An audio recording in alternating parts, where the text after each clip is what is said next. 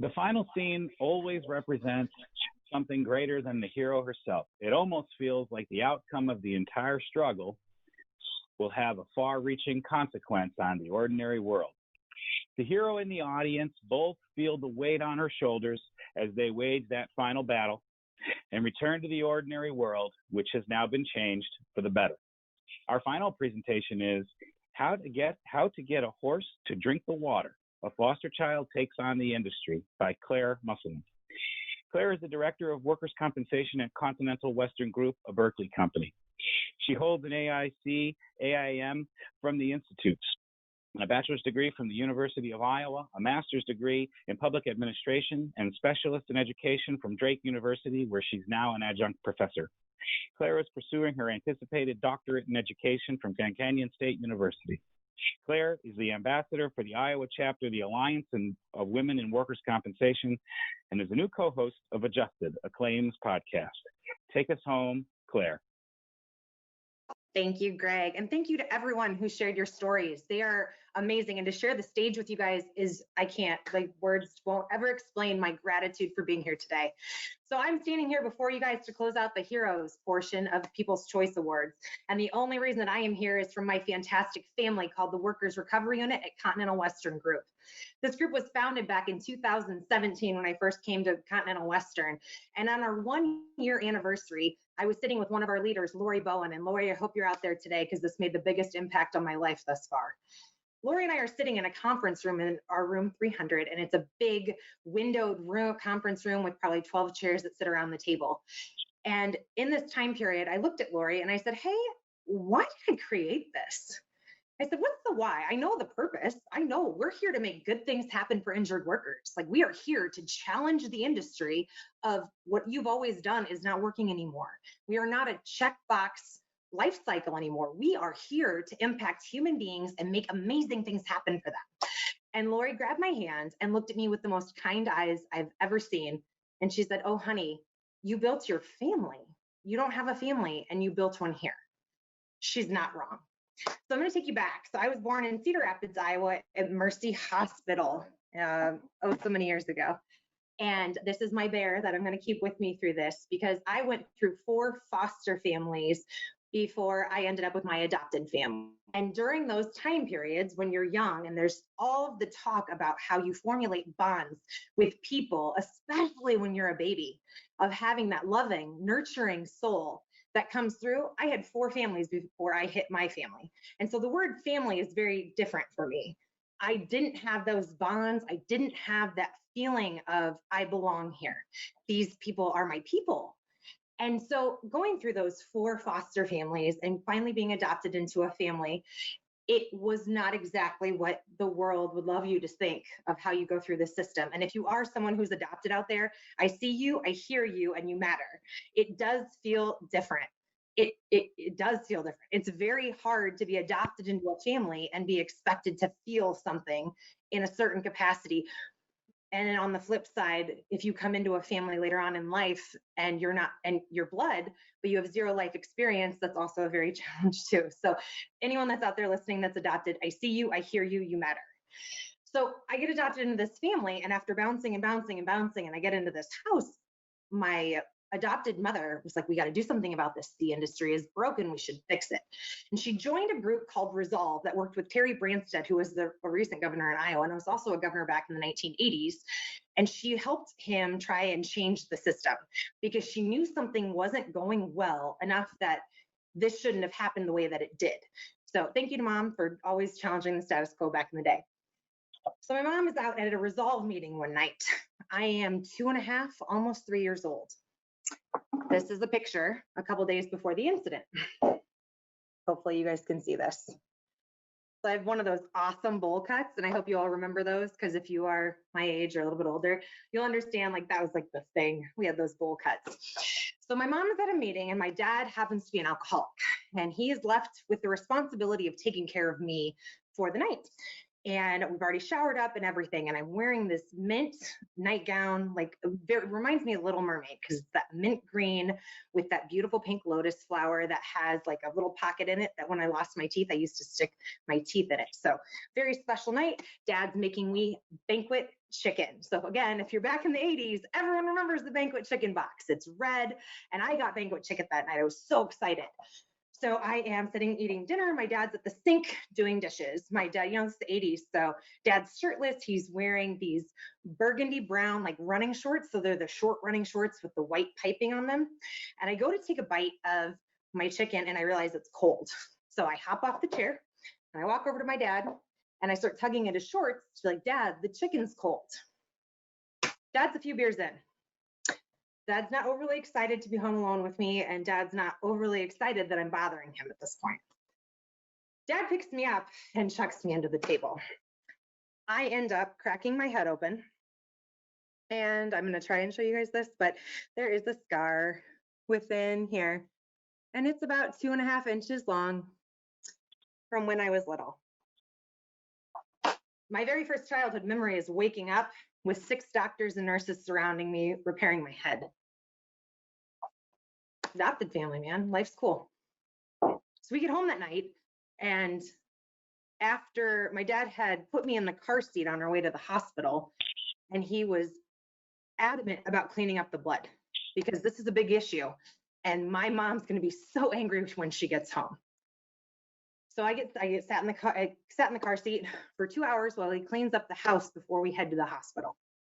Now, mind you, we are a little intoxicated at this point, and I'm just sitting in our Volkswagen waiting to go with a beautiful gash in my head. And now it's about 2.5 inches on my adult head. So let's just put that in some perspective for you. I get home that night and we get McDonald's.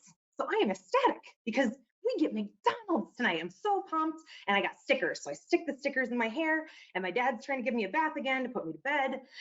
And my mom comes home.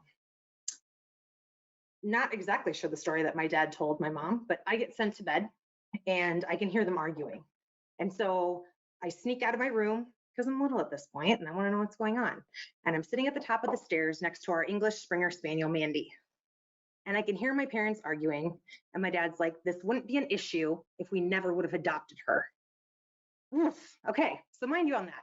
We focus in workers' compensation on psychosocial issues. What do you think a 3-year-old hearing that is going to do for you? So I'm going to pause on that and come back to it in a second.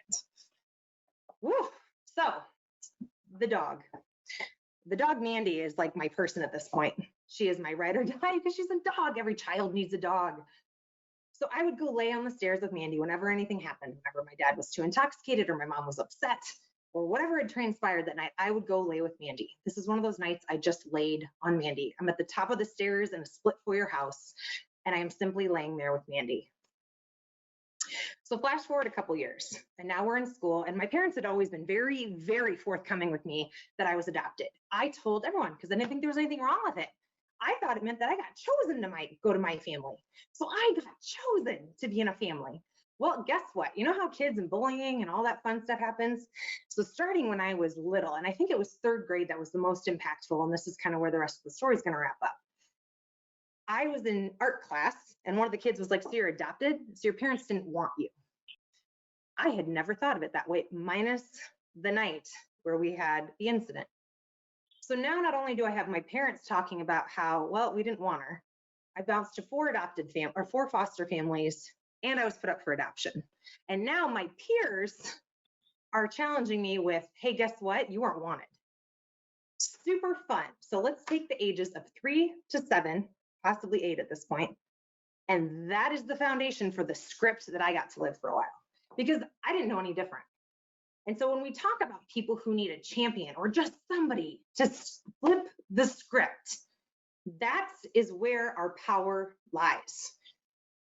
So we're back. This is going on at school. I come home on weekends and I'm laying with Mandy because Mandy's my ride or die. She's my girl. And Mandy dies. And I remember I didn't leave my bedroom for the weekend. I tucked myself away. I had a set of twin beds, tucked myself away. And I was like, I am going to just sleep for the weekend. My ride or die just left me.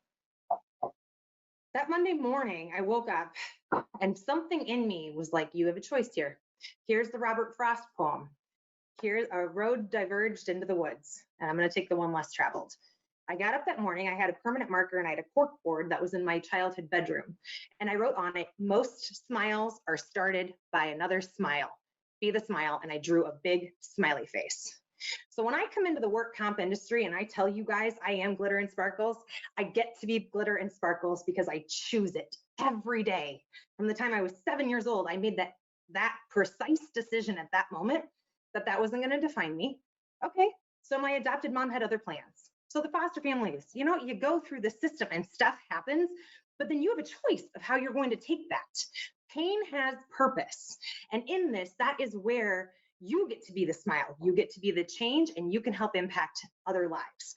In workers' compensation, we get people at their most vulnerable points where we're going to take a dad out from being able to play with his kids or pick his kids up or whatnot. And we remove people not only from their jobs, we remove them from their life for a specific amount of time. And I know what it feels like to feel lonely and isolated, and I don't want anyone in this industry to feel that way. The foster care system was broken. My mom was trying to change that. I believe the workers' compensation system can be better, and I believe I have the power to change that. I believe you have the power to change that. I believe that every single time that we interact with people within our space, when we work with an injured worker, when we take the time to really figure out what we're doing here and really cultivate our purpose, we can make things better for each other.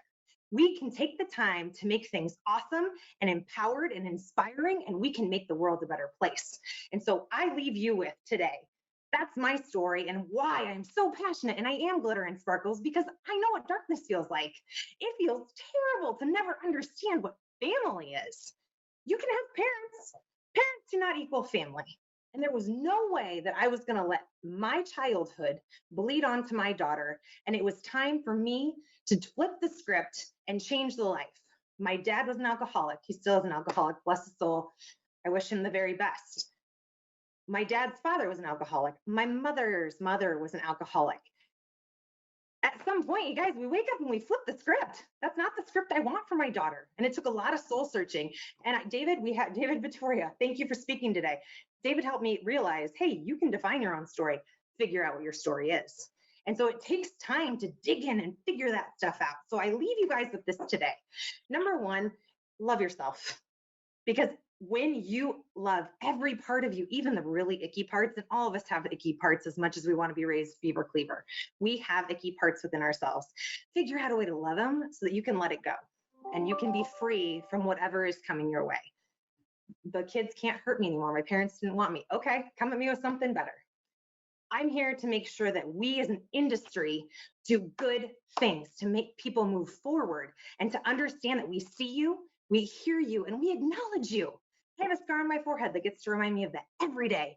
And so I ask you to take whatever position you hold here, whatever impact you can possibly have to make somebody's life better, do it, because you are the reason that we can change the industry and you are the reason that we can move forward. How do you get a horse to drink the water? You show up as your authentic self every single day and stay true to who you are. Thank you. Thank you, Claire. Thank you so much.